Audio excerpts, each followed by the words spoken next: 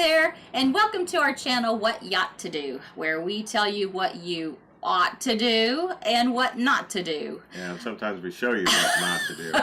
We're currently going around America's Great Loop.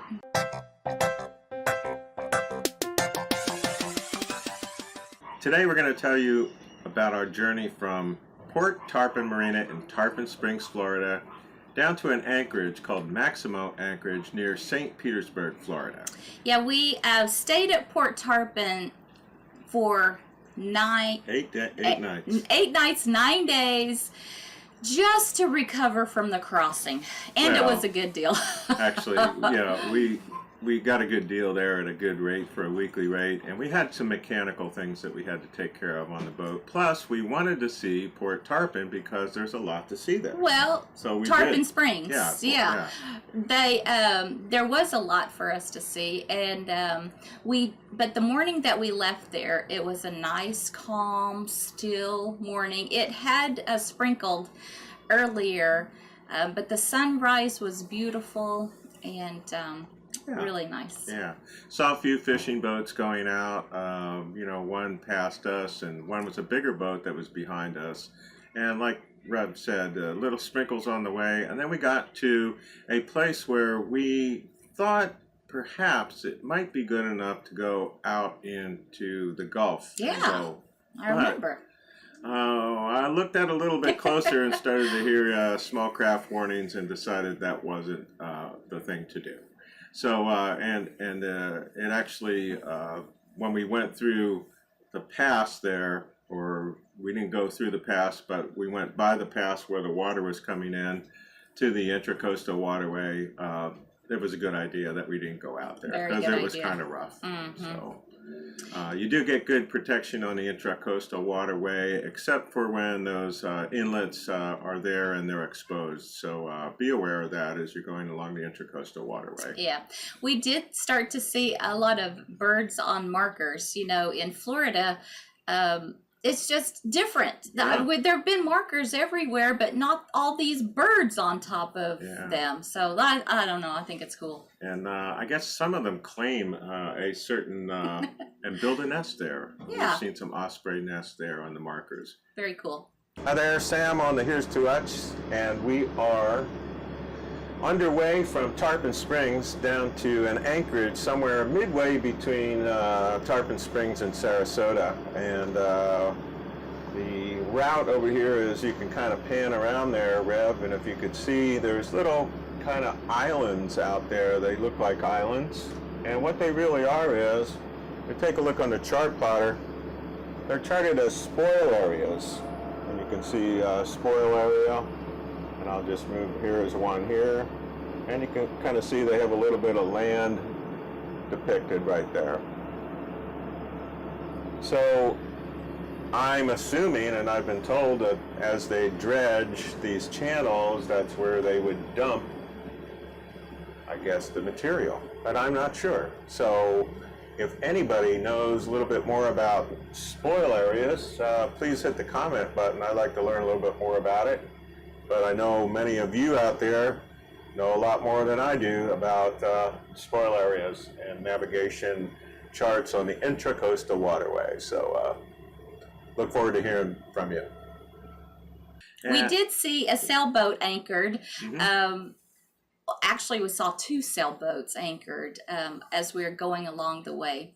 Yeah, there are a lot of bridges along this route, and what I could tell you about it is you have to look at each bridge individually, see if it's going to open or not, but know your boat clearance. We have really measured our boat down to the inch, and so we know that the antennas that are on the roof, what the clearance is for them, and so we're working with that so that we don't have to climb up there and put them down. We did put our 2 VHF whip antennas down, and so that we had a little bit better clearance. So we were working with basically around a 19-foot safely. But then what you have to do is you have to look at the tide, and of course the boards that are on the right-hand side as you go by, they will tell you what the depth is, or the not the depth, but the height. Clearance. Yeah, the clearance under the bridge. And it was a very narrow channel. Even though you can see a lot of water around us, you have to stay inside the markers there. Yeah, exactly. We did go to the Clearwater Bridge. We could see the town of Clearwater on the left-hand side, and then what was it, Clearwater Beach, yeah, I think on the Clearwater right-hand Beach. Yeah. side. But that was a beautiful area. We were seeing big, beautiful homes that had large boats parked in front of them. There were townhomes, condos, all kinds with these giant marinas right in front. This is the high point of the season as everybody starts to come down to here. And we had seen Clearwater Beach. We talked about it in our previous video about that's where we ate at Frenchie's. Yeah, so we also went through the Bel Air Causeway Bridge. All right, we are going through the Park Boulevard Bridge behind a sailboat named Sassy. They have a French accent, and they got a little confused as to where they stopped. We were going to try to pass them, but we are just going through the bridge here behind them. We really didn't need this bridge to open. It's charted at 26. Our highest height there that we're down to right now with the whip antennas down is about 19. So we're well below. And we'll just wish the bridge a Merry Christmas. Hope you boats have a good day out there. Your all's next bridge down will be Welsh Causeway. All right, here's to us, copies, and have a Merry Christmas, sir.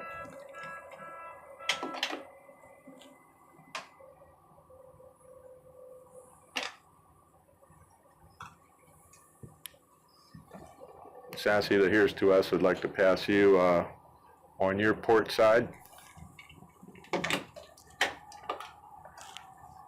And then we had to arrange to pass Sassy in really kind of a no-wake zone, but they were going so slow that we couldn't really keep our engines back enough to get by them. So we did a very slow pass with Sassy.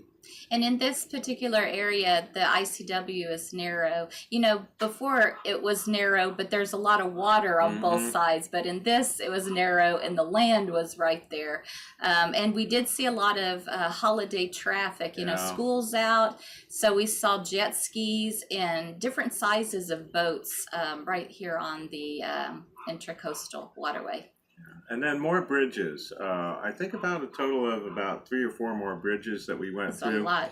And we didn't need them open, but we did really look at the boards on there, and we confirmed in the waterway guide and on our navionics what the bridge clearance was. I think when you shout out to a bridge operator and ask them what their clearance is, they kind of don't want to commit to anything. It's charted already, and they don't know what it is exactly. So use the boards, use the information in the waterway guide, and if you have a doubt, have it open. That's what they're there for. We did see along this way a lot of anchorages on both sides. We weren't exactly sure where, we hadn't decided where we were going to anchor. We were kind of watching the weather, and we wanted to get further down the road, but on both sides we saw anchorages. We did try to go into one that was down a canal, but we ran into skinny water almost as soon as we turned, so we backed out of that and kept going down the road. I had a number of anchorages picked out because we were watching the weather, and I saw that the weather was starting to move in, and so I thought it'd be better to get anchored somewhere before the weather came in, but it didn't happen. So we decided to keep pressing, and then we were coming up on an area where there was the junction of our waterway and another channel going out and a T, and guess what? There is a sailboat, dolphin cruise sailboat with the sails up, running around looking at dolphins. And I was trying to figure out what that sailboat was doing. I held the sailboat, no answer. They were busy trying to get all their people on there looking at the dolphins. and it was really a hazard. Yeah. And it did cause us a There little were bit of two delay. of us, a smaller Sea Ray and then us, just trying. And I don't think the guy driving the sailboat was even watching for other boats. He certainly wasn't listening to the radio. You had to honk your horn. I remember that. I did honk the horn because I started to feel like it was going to be a hazard. We could not figure out what that sailboat was going to do. And the rules of the road are a sailboat with under sail power.